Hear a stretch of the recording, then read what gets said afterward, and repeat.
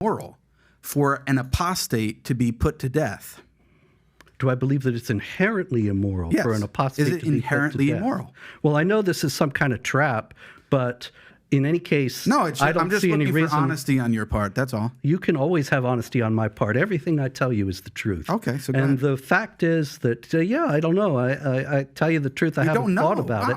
Okay, but, you haven't thought about it. Well, you're writing all of these books on Islam talking about criticizing apostasy, Islam? Right. and you don't even know if this is inherently immoral. That's quite shocking, Robert. I would. Obviously, executing people who live an evil cult is inherently immoral because it increases unnecessary suffering and reduces well-being.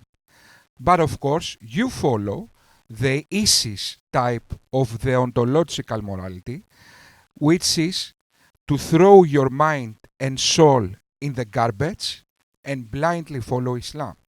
In contrast, Christianity follows a virtue kind of ethics that allows the building of character through moral conscience and moral reasoning.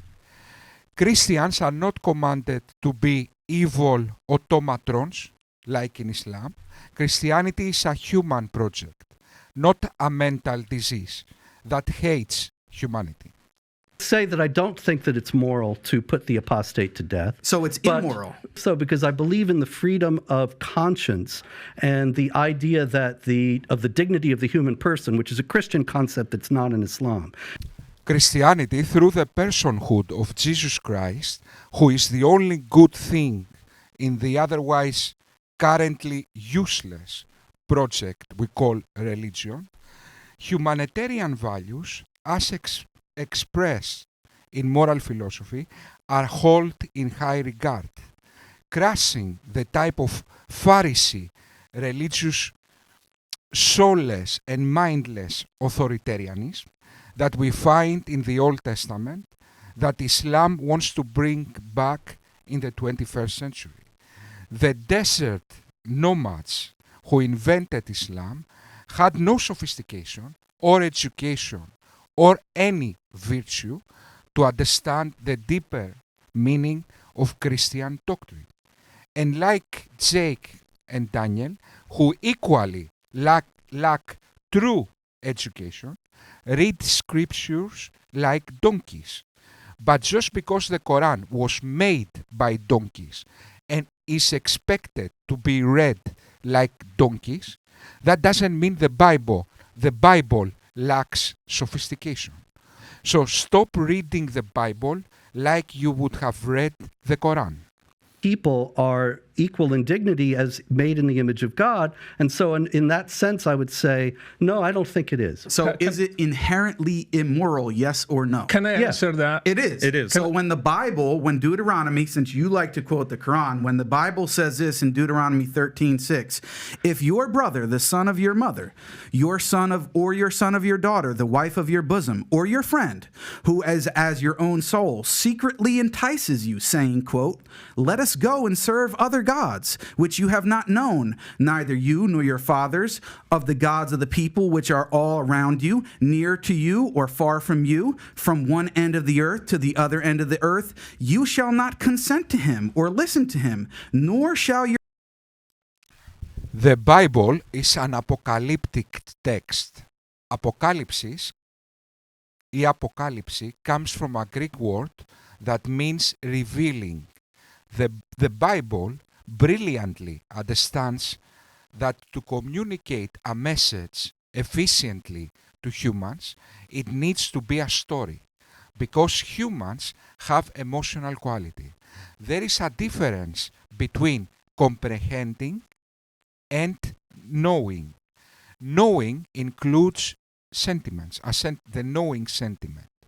The same way in ancient Greece, drama included bad things and had these things to happen in order for the catharsis or the cleansing of the soul to take place at the end.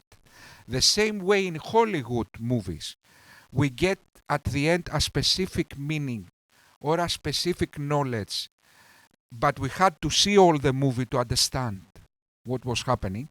That could not have been communicated just by a summary.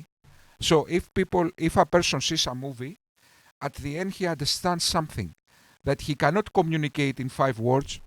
This movie said, go, don't steal. Or, okay. The same way Jesus used parables to communicate efficiently his message, the same way the Bible needs to make a contrast of the primordial human state with the coming of Jesus. So the impact to the human soul wouldn't have been the same if the Bible began and said, love everybody. Okay.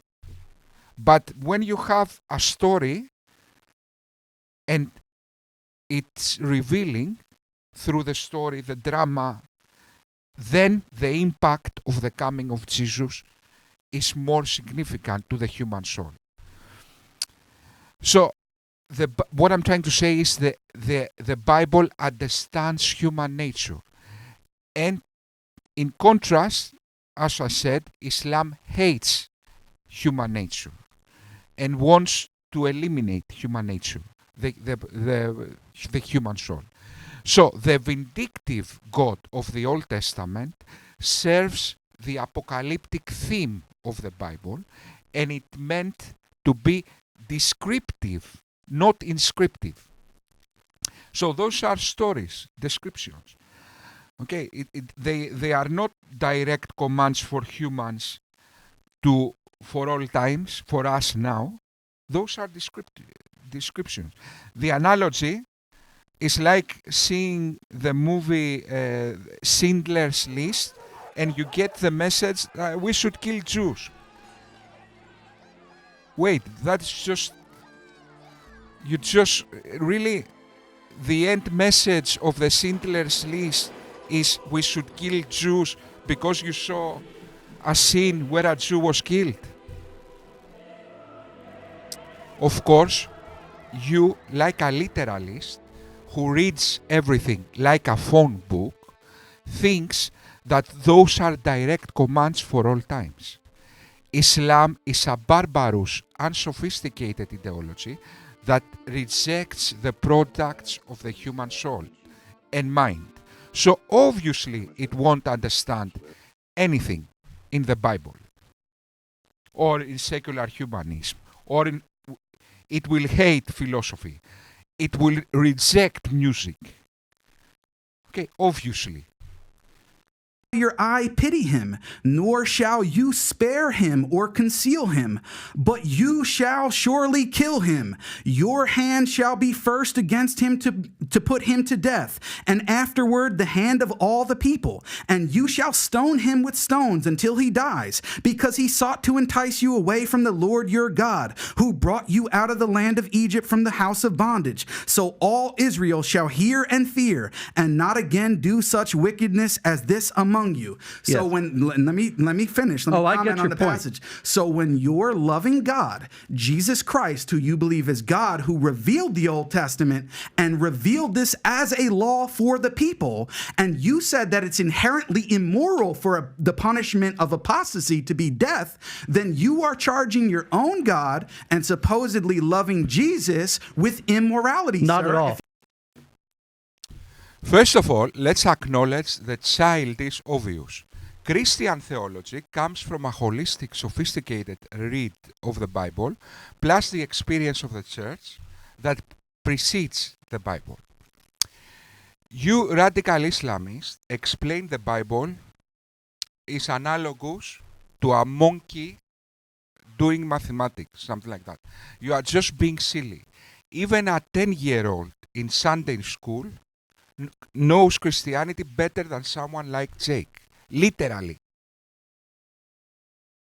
Then, of course, Christianity is not a deontological ethics religion. It doesn't reject moral reasoning and moral conscience and demands humans to be zombies like Islam. So we are certain that Christianity doesn't demand people the kind of barbarity we see in the Old Testament and in Islam. Therefore, the only good argument you have is the God of the Old Testament evil for commanding the Israelites to do apparent evil? Okay, that is the only good question you have.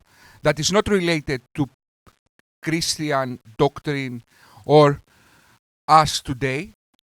It's a question about whether the Christian God is good or evil.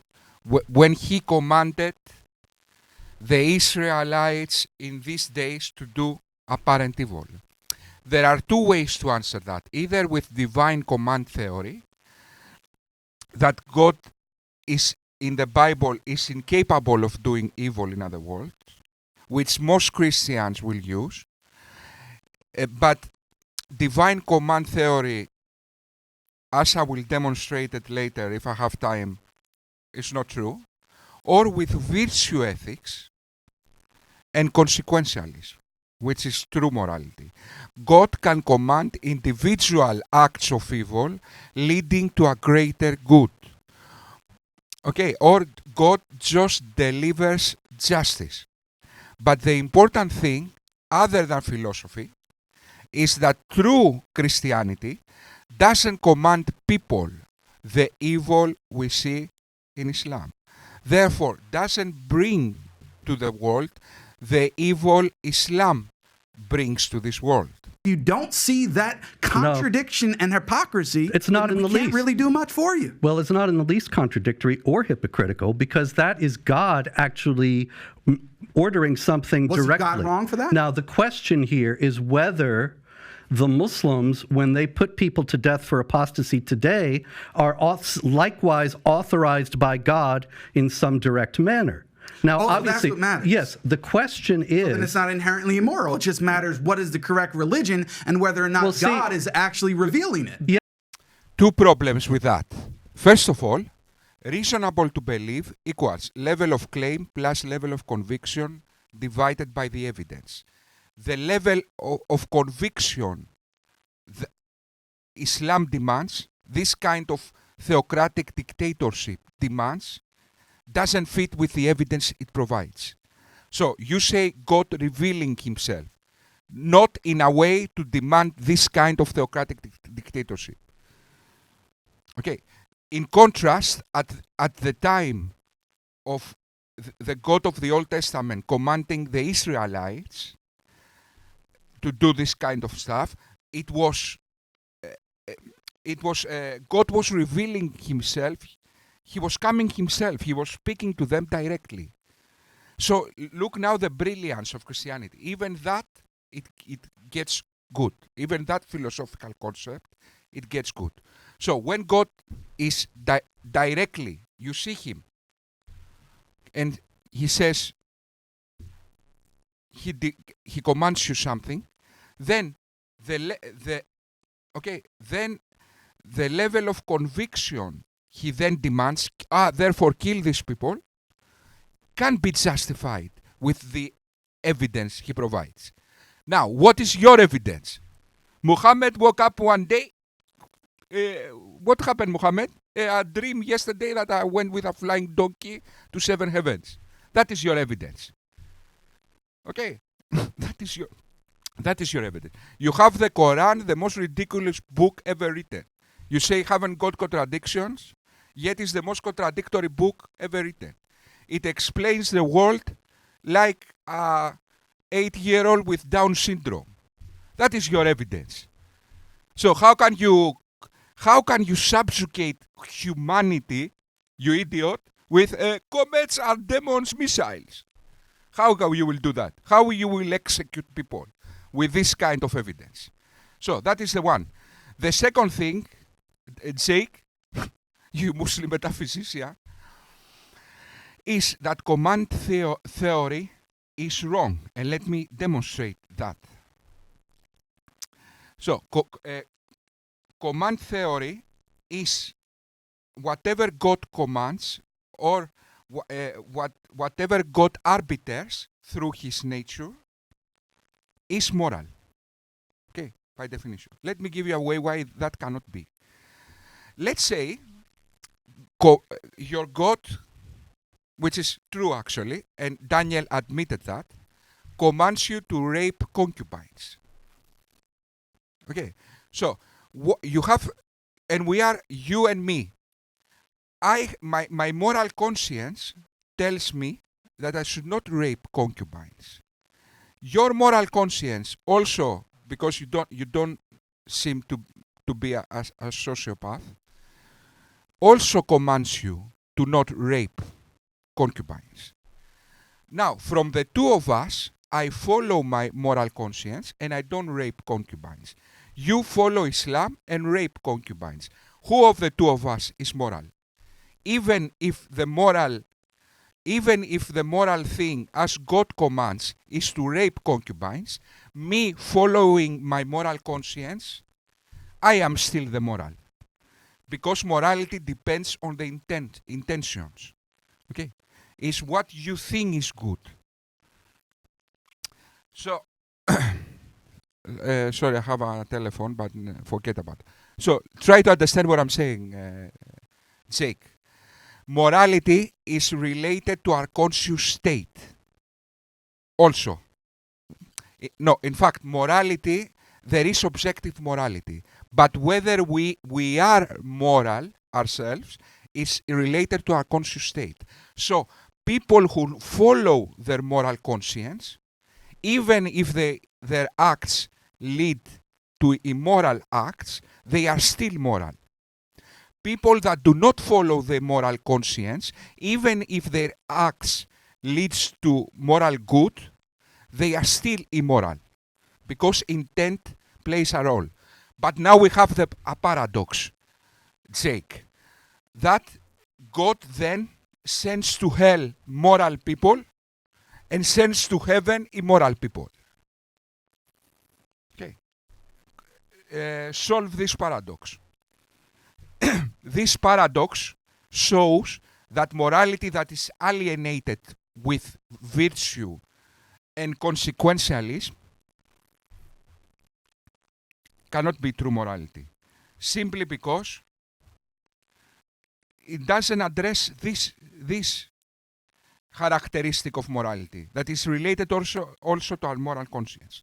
So, divine command theory is wrong, Jake. Now to conclude, because I'm working and I don't have time to make, I'm sorry about that. I just open a camera and I speak. Now to conclude, Jake, you convert. Because we are living in a democracy, you are free to say, to spread your evil. But make no mistake, my dear friend. You will not have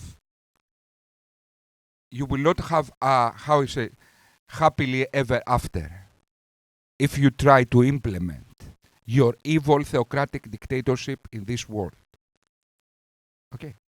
We will just see the examples, my friend. See the examples of history. The last time somebody tried to do what you are proclaiming of doing, which was Hitler, people, not criminals, moderated people, free-loving people. Like, I am free, I'm very good person, I don't hurt a fly. If a spider or a fly comes to my bathroom when I make a shower, I take it out and then I do a shower, not to kill her. So I'm this kind of person. But make no mistake, my friend. Like in the Second World War, we will burn you. Okay? We will carpet bomb you. We will send you we will eradicate you. Okay? So, how you will bring this stuff?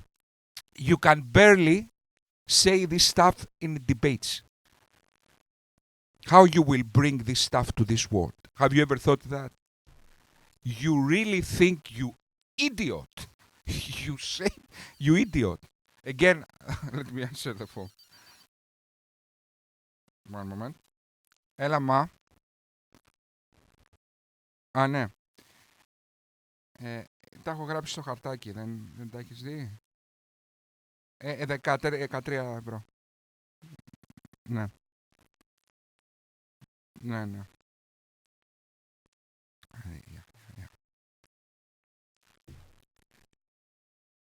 Ναι, εντάξει, πήρα ένα καπνό. Okay. Okay, Jake. Okay, guys, now let me also put a song. Maybe, I don't know, but let's do it. It's time for the arena. It's time for the arena.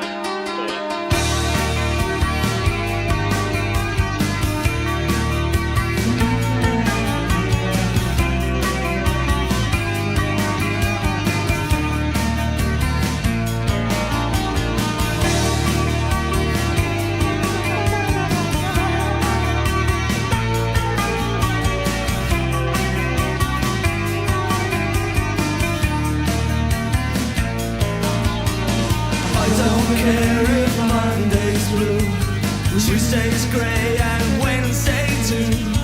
Thursday, I don't care about you. It's Friday, I'm in love. Monday, you can fall apart. Tuesday, Wednesday, break my heart. Oh, Thursday doesn't even start. It's Friday, I'm in love. Saturday, wait. Sunday always comes too late. Friday never hesitate. I don't care if Monday's black. Tuesday, Wednesday, hard to tell. Thursday, never looking back. It's Friday, I'm in love.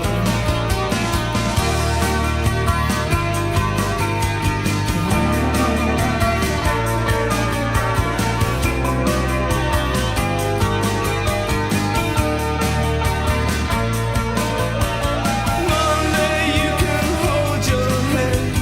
Tuesday, Wednesday, stay in bed. On Thursday, watch the walls instead. It's Friday, I'm in love. Saturday, wait. Sunday always comes too late. Friday, never hesitate. Dressed up to the eyes, it's a wonderful surprise to see your shoes and your spirits rise. Throw out your frown and just light up the sound. See as a sheep spinning round and round. Always take a big bite, it's such a gorgeous sight to see you eat in the middle of the night. You can never get enough of this stuff. It's Friday, I'm in love. I don't care if Monday's blue. Tuesday's grey and Wednesday too. Thursday, I don't care about you. It's Friday, I'm in love. Monday, you can fall apart. Tuesday, Wednesday, break my heart. Thursday doesn't eat. Friday, I'm in love.